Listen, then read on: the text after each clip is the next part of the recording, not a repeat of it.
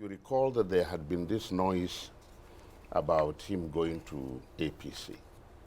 And I recall that in the last NEC meeting of which he attended, he had some problems both at the zonal level and at his own state level. I think when he went, or when he won the election, he was not able to capture the state structure, the PDP structure at the local level. And in the last convention that they had, I think a lot of problems arose from there. And also at the zonal congresses that we had, that too, he had some problems there. Now, sometimes we find it difficult to analyze and see the fault that is in us, and always blaming outside people. So for me, like in Ebonyi, the people who struggled for the governor to be governor under PDP, when he left, they still remain in PDP. The same thing has happened in Cross River. So I don't see that as a major loss. Yes, perceptively, or by the perception that it has created, many people will feel that maybe that's a problem. But the major issue is hold your people at the grassroots level and you will not lose. So, and Cross River, today, South-South is the PDP area, and I expect that there will be more poaching, if not of governors, of other people that may come up. More so, we have some major contenders of APC in that area that would want to be either president or whatever. But for me, I think South-South, we have 4 solid governors in that area, 4 solid ones, you know. So I have no fear, and I don't think that's a problem for the moment. A problem because it's a perception that has been created, and as we go along, we should be able to correct it as a party and as a people. All right, Your Excellency, Niger State has been in the news a lot recently. We're going to your home now, and not necessarily for good reasons. The security situation in Niger State has become so worrisome that the Governor Bello, has come out to decry the situation, telling Nigerians that bandits and terrorists have hoisted flag in some part of the state. And recently, just in the news today, Emir of Kantagora's son was killed by bandits in his farm. Bashar, the son of the Emir of Kantagora, may God bless him and forgive him, was my officer when I was a governor. And I knew that he took very good care of his father when the father was sick, and he virtually covers for him in some duties of the Emir. And he's been going to the farm there. The insecurity situation in Niger State had always been there. Niger, Zamfara, Kaduna, and Katsina. When you say it has always been there, how far back? At least during my tenure, I noticed what was happening. So let me talk more on what I did as opposed to what is happening today. What I did was to say, look, the federal establishment, every federal establishment, if you recall that in all the states there are federal secretariats, the police is a federal establishment, the military, the civil defense, the whatever, all the security apparatus are federal establishment. Maybe having worked in the federal system, I rose to be a permanent secretary in the federal civil service. I understood that these people were posted to my state, not to serve the federal government, but to serve my people in the state. So what I did was to own them. By owning them, by making sure that their problems are also my problems and the state problems. In other words, I didn't see them as federal officers. I saw them as Niger State officers and did whatever was possible within the means that we had to ensure that they were part and parcel of the state, and to ensure that whatever happens, they will find me accessible to let me know. And having been permanent secretary of Federal Capital Territory, I was already used to the security reports and what have you. And therefore, I never disregarded any report. There are times security operatives or security institutions, sometimes they may need something, they may create a story. For me, I don't wait. Proactive action, because the major part of any organization, not only country or nations, the Constitution is very specific. The first major responsibility of the government is securing the lives and property of the people. So long as that is not there, all other things, the esoteric things that you may talk about would not be there. So on your institutions, take care of many of them. I recall buying many things for the police. I recall even one of the governors in our time buying even helicopters for the police. That way they will do what we are looking for, and they will protect their lives. And I took proactive position, for example, when I discovered an enclave where this current Sheko that they kept telling us that was killed was there in Mokwa local government. The publicity secretary of Boko Haram, they called Abu Kaka, originally from Kogi, but was there in Mokwa. About 5,000 people, 80% of them foreigners. And I came to the president, then Umaru Yar'Adua, and I said, these were my problems. I read all the files, and I discovered that these people went to that place in 1991. And by 2007, they had already, only 3 of them went. But by 2007, there were over 5,000. Armed robbery, stealing women, and everything. They had their enclave, and they made it look like unless you were there, you are not a Muslim. And they created their own nation within the place. Many governors, I discovered they would do something, then when they discovered the difficulty, I was lucky that Umaru Yar'Adua gave me all the support. Okay. I paid them every compensation, including the maize that they planted that time, and said, and called all the northern state governors and told them, I have gotten about 20% of these people, they are claiming they are from your state. I'm sending them back to your state. Please do not allow them to congregate in one place.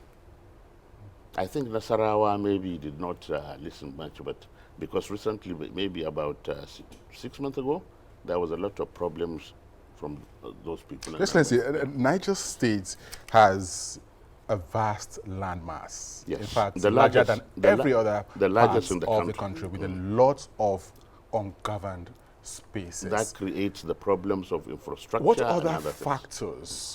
factors fuel insecurity in Niger State, and what is the government of the day not doing to tackle the problem? One, let me say that yes, the vastness of the land creates its own problem. The forest that is bordering Niger, Kaduna, up to Zamfara could add to that. But I think we have been very relaxed as a nation for a long time. When you look at all our security, including the military, you will discover that the number is not adequate for the population of this country. Let's take the police. Officially now we say we have 370,000 policemen. 200 million people. We are really under-policed in this country. Take the military. And the military is not supposed to do what it is doing now, but because other security agencies cannot do what they are also supposed to do, the military had to complement. The number 2 is not enough. We need to really look at the ratio, the international ratio of policemen to the number of people, like we do about doctors, we do about other professions, to be able to cover the ground. In some local governments, you will discover that not more than 9 or 10 policemen are there. So whenever a crisis arises or whenever a problem arises, before you even get the information and then you talk about no fuel, no vehicle, no nothing. So those, I think, encourage.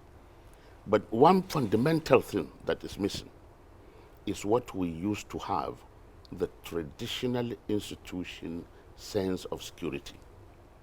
It is only the traditional institution, particularly in this part of the world and in the northern state and the southwest, where the emir, for example, has district heads, village heads, up to the area heads.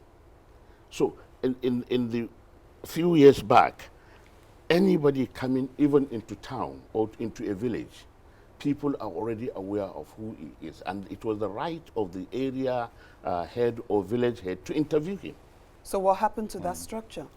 If you recall, since the 1986 reform of the local governments that appeared to have insulated the system out of such a job, even though the government is still paying the salary of the emirs up to the people that I said to you.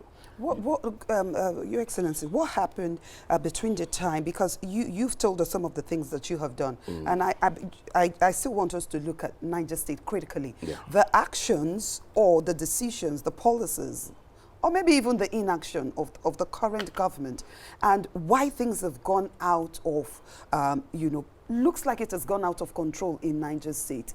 Every now and then, you get, calls of people as close as Suleja, telling us that bandits, I got one just yesterday, telling me that bandits numbering like 40 came into their area, kidnapped 1 or 2 people from different families, altogether maybe went away with about 30 people, killed some men, some husbands of some women there, and this situation does not seem to be abating. Yeah. Let's separate bandit and copycats, because certain ones that if you hear the story, you begin to wonder whether it's not people nearby copying, because now it's it has become a financial industry in its own. Let me give you an example. We had somebody in one of the local governments, the so-called bandit came to the house, and the father offered to go with them. They said no, they were not looking for the father. The sister of that particular person offered to go with them. They refused. They wanted his mother because somebody informed them of the attachment of the father. So now we have informants virtually in every village that are benefited. You've heard of a former local government chairman in Katsina who was virtually like an informant for these people. So there are copycat and the encouragement and what have you. But the fundamental thing is that that is also an insecurity situation. Now, if we take away the issues of the security agencies, then we also have governance issue. Finances, by the time you have your budget, you know what to expect in a particular state in terms of security situation. And for me, whether it was, whether the budget was there or not, security is the first priority. So even if it means I have to bear certain funds from some places to go and sort out the security issue, I wasn't shy about doing that. That's one. Two, you wanted the relationship between what happened to the traditional institution. They were so insulated. They are now part of what you can say under local government, and some governors do not seem to regard them as an important institution as it used to be. Even if they cannot function as they used to, you can still use them properly.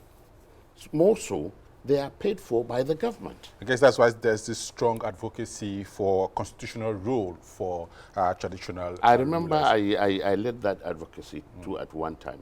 But whether constitutional or not, we have a constitution. Many things are happening outside the constitution. And we have not been challenging the provision of the Constitution. All right. As they are. Let's see. Let me quickly answer. Okay. You see, what I did also at that time was to have what you can call all these SAs and PAs. Specifically, this is your job. I want to hear what is happening in your local government. I want to know who has died this morning, who has given birth that morning, and you represent me. Where it is important, you represent me and tell them that I have sent you to represent me. So I was getting enough information for me to be able to take decisions. And I was always in contact with all these people that we talked about. Many people, I think they see governance or being a governor as something beautiful. Believe me, there were times when I could not sleep for more than 3 hours. There were times when my wife had to complain because I wasn't looking at her romantically as I used to do before I became governor. You know, things like that. But it's not really the way many of us look at it. No, many people just look at the side effect of being there. The responsibility of 3, 4, 5 million people on your head. And in my belief system, if you accept to be a governor and somebody dies as a result of your action or inaction, for example, a boat capsizes, you know you should have provided a life jacket. You know you should have made sure that that boat had been inspected to be waterworthy, and you did not. The responsibility of that death is on your head. All right, Your Excellency, let's move on quickly and look at the outcome of the recent Southern Governors meeting in Asaba, Delta State. These governors, irrespective of their party affiliation, came together, met, deliberated extensively, and took certain critical decisions, part of which is the ban on open grazing. Let's begin from there. Yes. What do you make of that decision?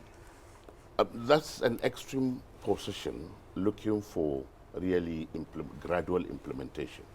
I'm not surprised that that decision had been reached. If you recall, when we were there, and I was the chairman of Northern Governors Forum for 8 years, we advocated. We wrote to the then federal government or to the then president, and they participated actively. The current president of Africa Development Bank was then Commissioner for Agriculture, Minister for Agriculture, and he participated actively, where we recommended that there must be ranching in this country, where we recommended where ranching may be difficult, each state governor must go back to find out the grazing lands that have been there on the ground. Because for every state, in Niger State, I think we have over 33. Now go and find out the ones that are still there, and there are many. But in the south, the governors will say there are no longer grazing routes. No. I am getting to that. Okay. We said ranching because it's only in West Africa now that you still have this movement of people from one place to the other. To the extent that because of the ECOWAS treaty, somebody could leave Senegal and move on all the other countries and come into Nigeria and also goes by. It should not happen at this time. But like I said, this is extreme position, and from there, please let's look back. What is the central bank intervention and other institutions that will help? What is the modus operandi to be adopted for the ranching? Because we don't want, again, you say ranching and then the elites all come up to start building ranches and buying cows from the people. Your Excellency, who should fund this ranching project you're talking about? For me, both the federal and the state government must come in. Because for the ranching, for the state government, you must provide the land for such a thing.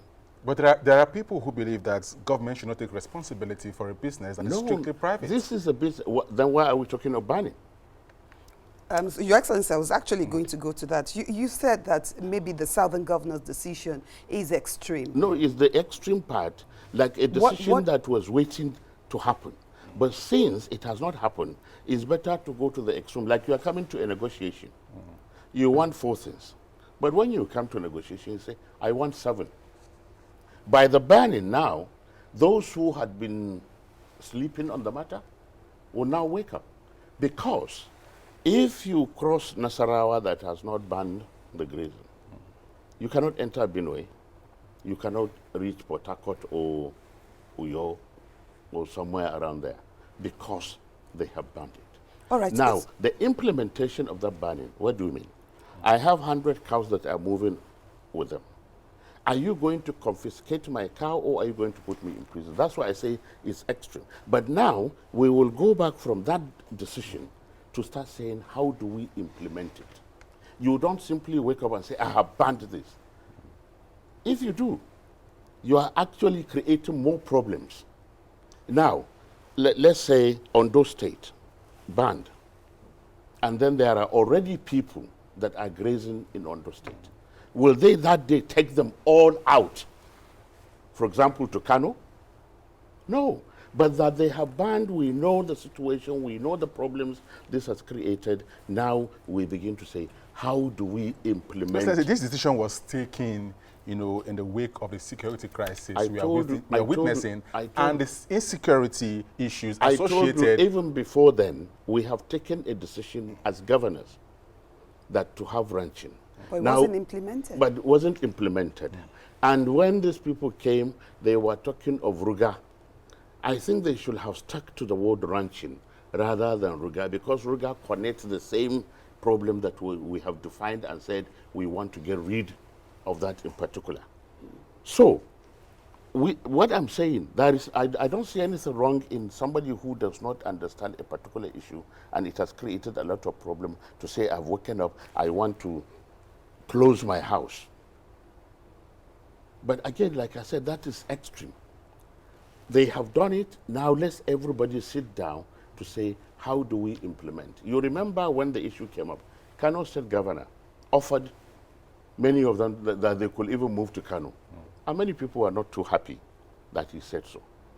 But again, we cannot be taking decision in the extreme position. That will create more problem. The banning now will create more problem than solving, but I'm happy that some people have taken this decision so that proper decision for implementation will be taken. All right, Your Excellency, the issue, you know, that the insecurity situation that has arisen because of the activities of herdsmen is also extreme, where we have seen, you know, herdsmen take their cattle into people's farms. I have never seen a herdsman. I issued a press release one time. I said, any herdsman that is seen with a gun is not a herdsman. The biggest weapon for herdsmen is the stick. But Your Excellency, you do know that. Now, so let us look at the main issue. I'm sure our security agencies have the background of these issues. Are these people? I had a niece who was recently kidnapped. They are law school students then. They were kidnapped on their way to Kaduna. She's from Niger, the other girl from Adamawa, and one other boy.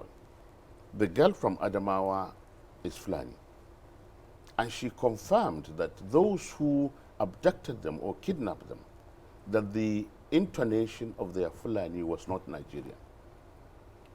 So we come back to that issue where I said somebody from Mali could come into Nigeria as a result of the protocol to just move. So this is a hydra-headed problem, Your Excellency. So that's why isolation of the issues is important.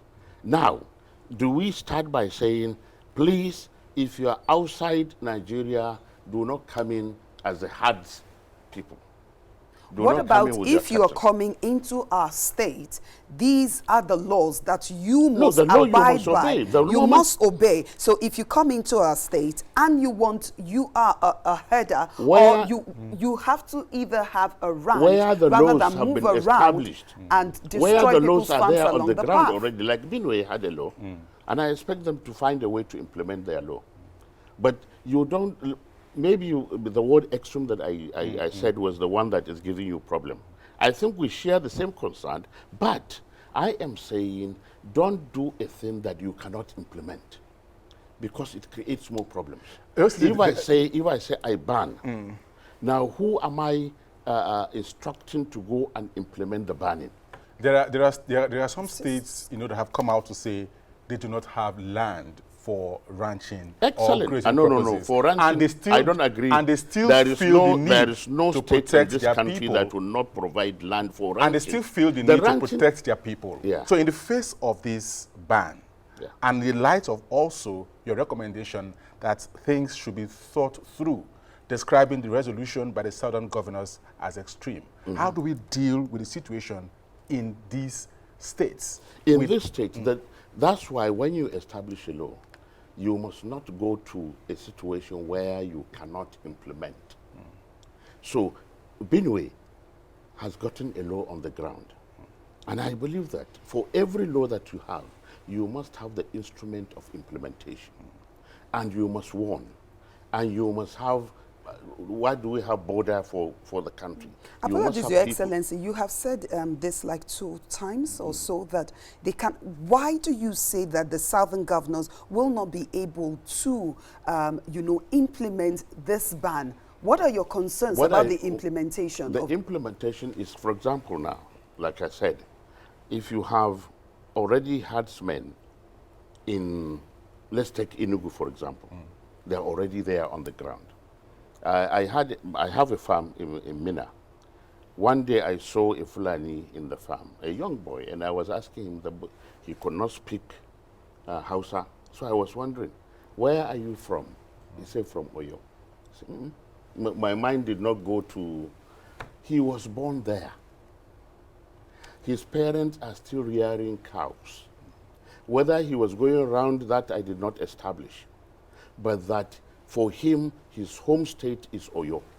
But when you see him, you see a Fulani man. Those are some of the things that, the finer part of this thing that I thought should be looked at. Not the, maybe like I said, using the word extreme. But it's like you have a pendulum from one end to the other. Let's come to a middle ground. And when you say you are talking of who will pay, when you have a situation like this, you have intervention funds. You must come to do it. Yes, it's a business, but the business is creating problem. Why do we pay people when a bank collapses? There is still fund to give you something if the bank collapses and your money is there. So it's the same thing, that we have a problem. To solve it, we need to create something. The state government, and like I said, which is our small state, even Ikiti has land to give for renting, but there must be a modus operandi of even how to get that land. All right, but the government must go out of its way to establish, okay, we have this, we have that, we have that. Your Excellency, there is a social, cultural dimension to this problem. Yeah. It's the worldview, open grazing, the nomadic. I told you that has been stopped everywhere. It's a worldview of some people. Yeah. Why has this cultural practice, which breeds violence and conflicts, why has it been allowed to endure over the years? No, but has it been, take how many years? When did it start to be a problem? Because they used to pass, in fact, there used to be a symbiotic relationship between the herders and the farmers. The farmer will be the one to even invite them, come and stay in my farm for a period of time because of the manure. So there used to be that. But now the population has taken over, even the route that you're talking about, is the population that has taken over most of them. And many of the government did not care until there is a problem. I told you that in Niger there used to be about 33 grazing, and the routes, some of them are still there, but many have been taken over by the growth of our population. Now, this is where the issue of our planning, both at the local government, at the state level, and at the federal level. In Nigeria today, our population is always outgrowing or outpacing our planning. Your Excellency, you would agree that at a time like this, there is an urgency to find a solution to this I agree problem. with you. I agree with so you. there needs to be a solution that is effective, almost in the immediate, to forestall this, level of insecurity and this constant conflict between herders and farmers, because both sides are now the suffering. farmers are suffering, and they keep crying out to their governors to do something about it. So there needs to be a solution, and that's why the solution that you are, advocating is ranching. Yeah, that's for, like my colleague said. It's cattle rearing is a private business. It's a private business. So your money in the bank. Can't we then use the law to make sure that if you must own a cattle, you must have a space to keep your cattle? Excellent. That's another. We are still saying the same thing, but I think you are concerned of there is always a seed money when you want to solve a problem. You must provide. If the governance, we have an economic council, which is chaired by the vice president. All the 36 governors, the governor of central bank, the minister of finance are all members, and they meet regularly. They should come and sit down and say, what do we do to make sure this? Even though we have a law, you want to keep a cattle, yes, you must have a land. How do you implement that? Your Excellency, you are calling for government intervention. Let me give you an instance. In Abuja, we have several spare parts, outlets and dealers where they converge, to sell their spare parts. For instance, we have one at the Kubo area. We also have one of the spare part outlets in Apo. These traders come together, apply for land, pay for the spaces which they use, pay taxes and the rest. Why should the situation be different for the header who has a cattle that he has to sell and put in his pocket? If there is an accident, maybe because I'm more of a welfareist, if there is an accident or anything that happens to them, the government must assist. Now, this is a problem you want to solve, but you want to do it in such a way that you feel that, okay, I'm punishing you for having a cow. It wasn't there before. It wasn't like that before. But suddenly, because of the problem that has, the insecurity it has caused, we want to solve it. Then it means you must do something extra. I'm not saying you look at every herder and say, here is money. No. I am saying bring all the issues together, the land issue, what is the size of even the ranch? What is the size? Today we can grow even grass. I went to South Africa and I saw a farm where the grass and everything for the cows are in one place. Yes, shouldn't we be careful so that we don't set, a bad precedent if we call for government intervention in this cattle business? Because in future, when a government some other traders could cause problems and chaos, expecting governments to also intervene. When a government takes a decision, let me tell you this. When a government takes a decision, there is always the financial implication to that decision. There is no way, as a governor, I will sit down and say, I have banned sales of whatever in the market, and would not provide, knowing that that is needed, and would not provide an alternative. So do you think that the southern governors do not have a plan? Because, you said, all of them know that they are headers in their communities, all these different states, in the southern. So yes, they exist there. I think we have come to the same conclusion. Now, a decision has been taken. Their plan now will be implemented. You don't announce simply something and wish it away by the announcement. Okay, Your Excellency, let me ask you about the recent comments of the Attorney General of the Federation, Malami, on open grazing, where he said that southern governors banning of open grazing is like asking spare parts dealers in the north to, not to leave the place. Exactly. Is there a correlation? Is there a correlation? I am not a lawyer, but I'm knowledgeable enough to know that there is no correlation between the two. These people, the herders, are moving animals from one place to the other. and sometimes they enter farms. The animals see food. Even if you talk to them, they will eat the farmland. And somebody who has been waiting to harvest his farm and feed his family suddenly finds that he has nothing on the ground. And they keep moving. The spare part dealer enters whatever, whether plane or train or bus, to where he's going to. There is no correlation. For me, the level of my knowledge, there is no correlation as to that. If you want to bring the issue of saying, we don't want a reaction, you ban herders, therefore other people who have one advantage could ban this, I don't think that is the position.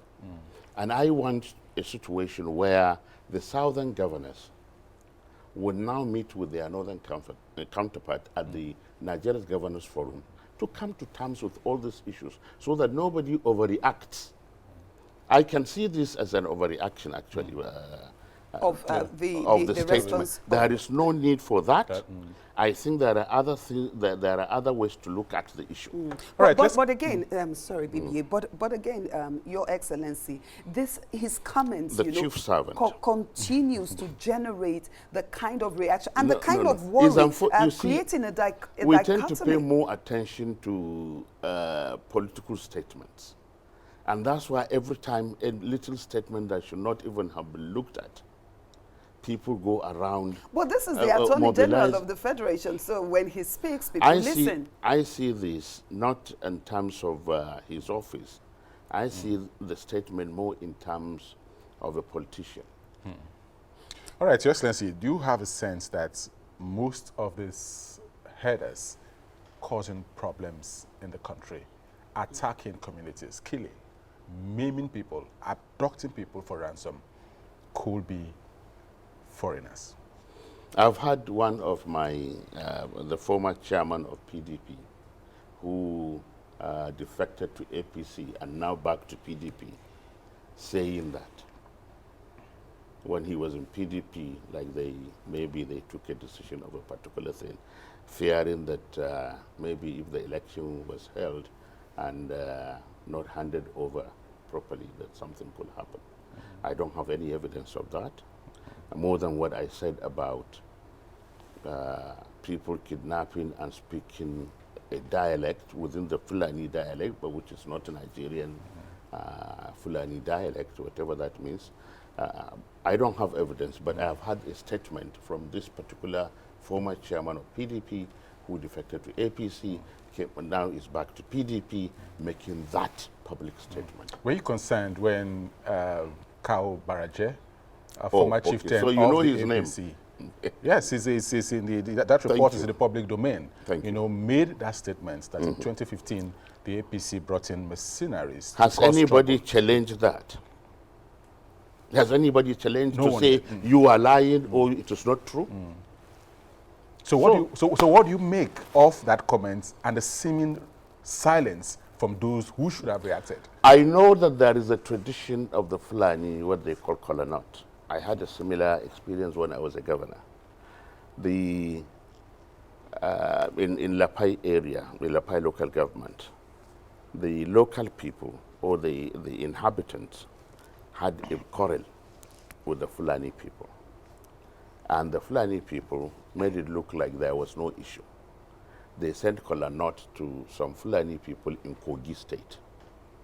And at night, those Fulani people from Kogi came and burnt most of the houses of those inhabitants. So there is this tradition of kolanot. You send a kolanot to say, please come and help me. And even if you look at the jihad, the way it started, you write letters to the Fulani head and say, look, we are being attacked, come and help, and then that's how it. So it's their tradition. Now, if there are Fulanis in APC that did or exploited that tradition, I wouldn't know. I can only count on Kauburajes, and I have very tremendous respect for him. And I know he would not open his mouth if he did not know anything about the that. country is suffering for But, For Your politics Excellency, again. because of politics, open grazing outdated is what Mieti Allah patron has also said. Just No, before everybody seems to now know. No, but he's supporting, actually. I read that article yesterday. Oh. He's supporting the call by the decision by the Southern That's what government I'm saying. to Everybody ban agrees. open grazing. In Let's- fact, let's- I want all the governors to sit down and ban it officially and now walk backwards. To Say how- implement. Exactly. Mieti Allah is saying there are 400 grazing reserves in northern Nigeria and So calling let's- on the political actors and elites Let's governments identify in them. the northern Nigeria to When I activate. discovered that problem of the Fulani, let's have one thing. Maybe my logic may not be acceptable. I woke up and I said, look, the Fulani man, what is he gaining from the governors? We even stopped what was used to be done to them, giving them the inoculation, the what have you, and taking care of their cows. We stopped it. The roads that we are building for the elites or for communication is causing problems for them because as they are crossing, some vehicles even kill their cows. They don't live where your electricity is. They don't enjoy it. They still drink stream water. They don't have tap water. So I said, how do we, I had to introduce what they were used to. I had to appoint a director general for the Fulani affairs. I had to appoint PAs at the local government to make sure that there was peace on the ground because I saw it coming. I already knew that this problem would be there because the farmland now have become more in number than the grazing lands. So since you have somebody who said there are 400, let him send it to, if he will, either Northern Governors or the Nigerian Governors Forum, let him send them to where, because I'm sure he is talking because he had evidence of that. So if there are 400, let's start with the 400. All right, Your Excellency, we're rounding off now. Let's have you quickly, comment on the general insecurity state of the country. Just this morning, making the news and the headlines, 300 Libyan-trained ISWAP fighters said to have conquered the man who seemed to be a cat with the nine lives. I will take 1 week until after 1 week. If I don't hear from him, then I know he's dead because I've been told so But many what concern does this story generate for you? We should all be concerned because when you have trained people, and I read somewhere, I don't know whether it's a newspaper article or a magazine, where somebody was saying there is a deliberate plan by either Israel or Al-Qaeda or whatever to take Nigeria. If they take Nigeria, it's like they have taken Africa by their own calculation. And indeed, whether you say it or not, if anybody takes Nigeria, it's like he has taken ECOWAS, because the population of Nigeria is more than that of the other 16 members of ECOWAS put together. So it should be a concern not only for policymakers, but also for policy implementers. How did they come in? They came through our borders, or they came by plane, normal passport, and things like that. Those are some of the questions that I think we should be asking as people, and really pushing it so that the security agencies will be more conscious of what is happening. I know we talked about porous borders. We talked about the lack of motivation for those who are working for Nigeria. What we need to discuss, this is a very dangerous trend. Talk to us about, the federal government's, response to the many insecurity situations in the country. Because for an average Nigerian, the problem is not abating. If anything, it is only getting worse. I guess when you are overwhelmed sometimes, you find it difficult to respond properly. But I started by telling you that we have started with even inadequate apparatus. You remember there was a time the U.S. even refused to sell weapons to Nigeria. You cannot, it's difficult for you to go now to the open market unless if you go to to Libya or Syria or other places that have a lot of problems for you to get the kind of weapons you are looking for. So the responses is in accordance to what you have on the ground. Your Excellency, Nigeria's effective. problems seem to be multi-dimensional: security, Yeah, economy, political, social, everything. culturally. Yeah.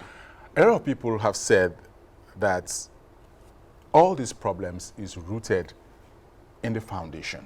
And that's why they are advocating restructuring, as echoed even by the southern governors. Yes. Do you think it's time for Nigeria to begin to review its current structure? We have made a lot of noise even earlier for devolution of powers. When we started at independence, we had regions. It was the regional government that was contributing for the survival of the federal government. And that is what the concept of federation is all about. But with the coming of the military, and particularly after the Civil War, or even before the Civil War, with this decree of unitary country, that is what gave the federal government this strength. If you ask me, what is the federal government doing in agriculture? If you ask me, what is the federal government doing in administration of education and what have you? What about in oil and gas? If you go to some countries, there are ways of handling such matters. But because the government started it, and I guess the agents of government have been enjoying, they are finding it difficult to really come to terms to say, look, this is an economic venture. This is an advantage of a particular area. I know that oil, like river, it moves from one place to the other. If you can dam, if you think it has passed through your state and you have no access to it, dig down and dam it so that it doesn't reach. But at the moment, every state has its own advantages. Let us encourage that. But let's start by saying maybe the restructuring is frightening some people. Many of us understand the concept, but again, the gradual thing. Let's start with the devolution of powers. This we have talked about it, and I'm sure the current governors are also talking about it. Your party, the PDP, was in power between 1999 and 2015. That's Yes, 16 16 whole years. years. Yes, there were some moves, you know, to reposition the country Exactly. and restructure. We had a 2005 political conference, and much later, you know, former President Jonathan convoked the national conference. Yeah. But within the 16 years, PDP held sway as a ruling party. Restructuring did not happen. No, restructuring, again, as an issue, did not rear its head the way the agency is now. At that time, all we were talking about is devolution of powers, a devolution of responsibilities, which will also affect the revenue formula. Because if you devolve, for example, 70 or 80% of agriculture to the state, education to the state, and other issues that we will discuss, in most states you will find that the federal government will concentrate on defense, foreign policy, economic policy, and one or two other things, and then supervisory role. Because even in education, you are not going to say, oh, states take education and do everything. But there must be a supervisory role or coordinating role or whatever role you want to give it. But not the responsibility of even running a secondary school. We now have, in those days, the unity schools were important, bringing all Nigerians into schools, but do we need it now? So you devolve, you change the revenue formula. Maybe the federal government should not be taking the amount of money it is taking now, and then you give the state the money. But then there is one issue. We talked about local government reforms. Now, do we need local government as autonomous bodies? Or do we go the federal way of saying a local government is a federating unit responsibility? Interesting questions you have posed there, but we have to leave it at that. Yes. Babangida, No, but before Doctor, leaving it at that, I think we must say something about commending the PDP in its role as an opposition and in preparing its ground for 2023. We are going to